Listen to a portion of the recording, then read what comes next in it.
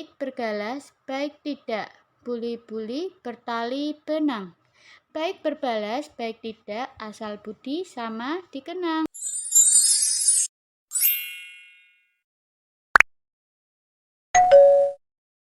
Assalamualaikum warahmatullahi wabarakatuh.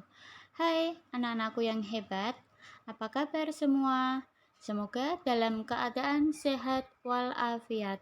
Nah, berjumpa lagi dengan saya, Ibu Lia Rizky, dalam mata pelajaran Bahasa Indonesia kelas 7, semester 2. Nah, kali ini saya akan belajar bersama dengan kalian tentang bab 5, mewarisi nilai luhur dan mengkreasikan puisi rakyat.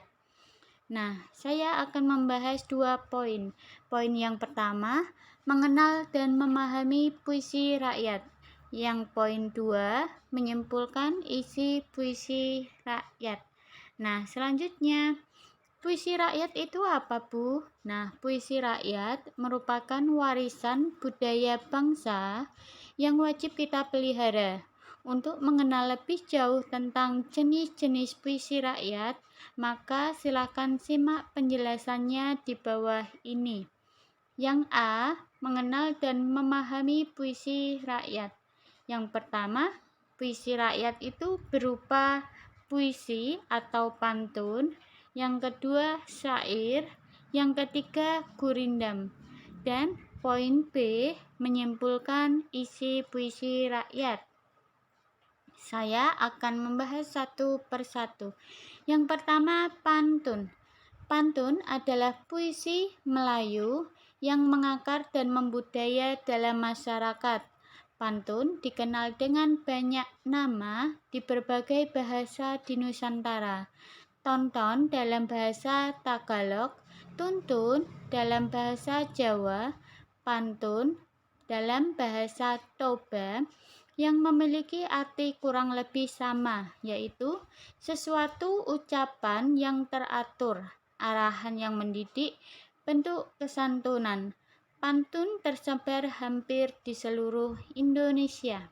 Selanjutnya, fungsi pantun di semua daerah, baik itu Melayu, Sunda, Jawa, atau daerah lainnya itu sama, yaitu untuk mendidik sambil menghibur.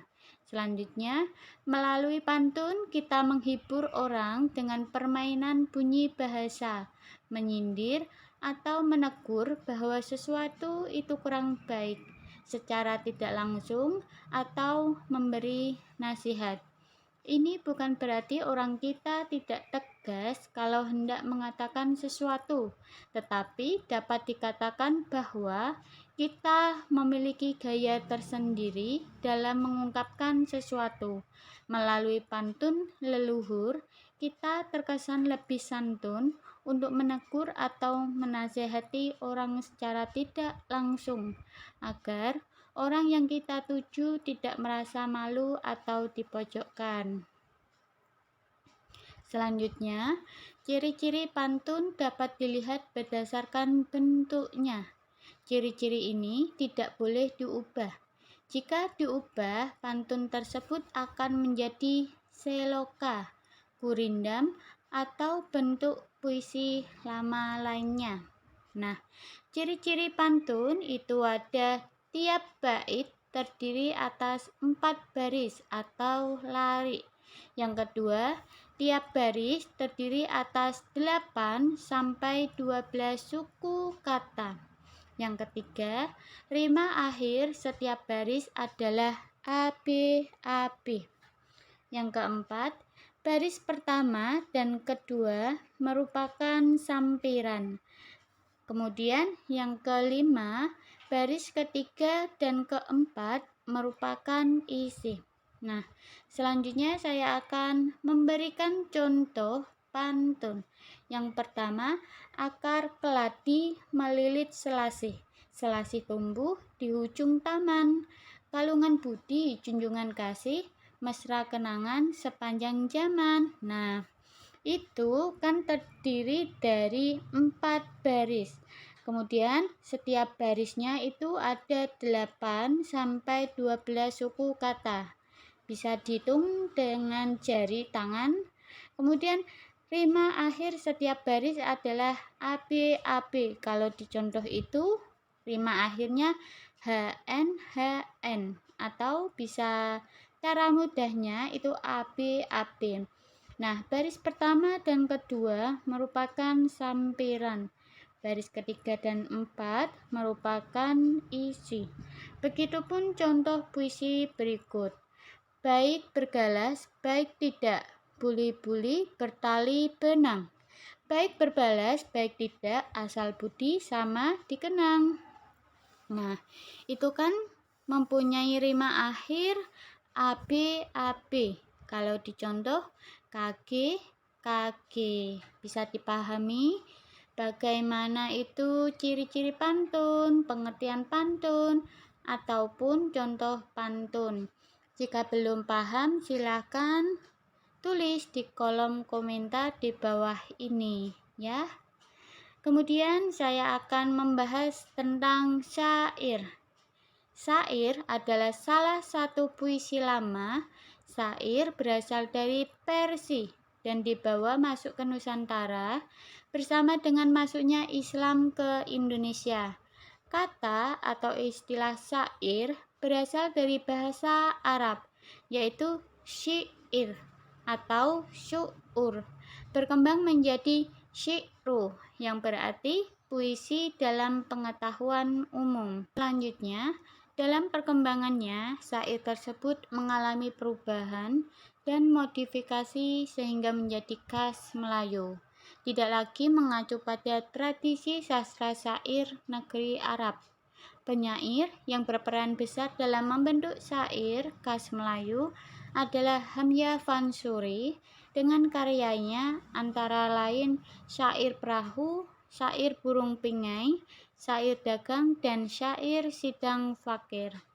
Selanjutnya, ciri-ciri syair yang pertama, setiap bait terdiri dari 4 baris. Yang kedua, setiap baris terdiri atas 8 sampai 14 suku kata. Yang ketiga, bersajak A, A, A, A. Yang keempat, semua baris adalah isi. Yang kelima, bahasa yang digunakan biasanya berupa kiasan. Nah, selanjutnya ini adalah contoh syair. Perhatikan dan disimak dengan baik-baik. Nah, inilah gerangan suatu madah. Mengarangkan syair terlalu indah. Membetuli jalan tempat berpindah, di sanalah iktikat diperbetuli sudah. Nah, itu mempunyai rima akhir a atau bersajak h. Kemudian setiap baris terdiri atas 8 sampai 14 suku kata. Terdiri dari berapa baris itu? Ada 4. Ya, benar. Kemudian selanjutnya, Gurindam. Gurindam adalah puisi lama yang berasal dari negeri India. Istilah gurindam berasal dari bahasa India, yaitu kirindam, berarti mula-mula atau perumpamaan. Gurindam syarat nilai agama dan moral. Tak dipungkiri bahwa gurindam bagi orang dulu sangat penting dan dijadikan norma dalam kehidupan. Seperti apakah gurindam sebenarnya? Nah, gurindam adalah puisi lama atau Melayu yang sangat penting sebagai warisan budaya. Selanjutnya, ciri-ciri gurindam yang pertama, terdiri atas 2 baris dalam sebait. Yang kedua, tiap baris memiliki jumlah kata sekitar 10 sampai 14 kata. Yang ketiga, tiap baris memiliki rima sama atau bersajak A, B, C, dan seterusnya. Nah, yang keempat merupakan satu kesatuan utuh.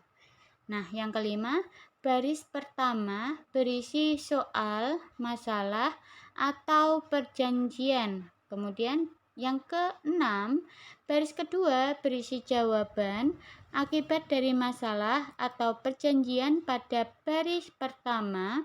Isi atau maksud gurindam terdapat pada baris kedua. Nah, yang ketujuh, isi gurindam biasanya berupa nasihat, filosofi hidup, atau kata-kata mutiara. Jika ada kata-kata mutiara, berarti disebut dengan gurindam. Nah, selanjutnya, contoh dari gurindam. Jika hendak mengenal orang berbangsa, lihat kepada budi dan bahasa. Itu berarti mempunyai sajak AA. Selanjutnya, contoh yang kedua, jika hendak mengenal orang mulia, lihatlah kepada kelakuan dia. Nah, sudah paham tentang pengertian dari gurindam, ciri-ciri gurindam, dan contoh gurindam. Selanjutnya, saya akan membahas tentang menyimpulkan isi puisi rakyat. Yang pertama, dengan membaca puisi rakyat, kita dapat memahami isi berupa nilai-nilai luhur warisan nenek moyang. Yang kedua, melalui membaca puisi rakyat, kita dapat menyimpulkan makna dan nilai yang terkandung di dalamnya. Terima kasih. Sampai jumpa di pertemuan selanjutnya ya. Kita akan membahas tentang menelaah struktur dan kebahasaan pada puisi rakyat. Ya, terima kasih. Semoga bermanfaat untuk saya dan kalian. Sampai jumpa di pertemuan selanjutnya. Wassalamualaikum warahmatullahi wabarakatuh.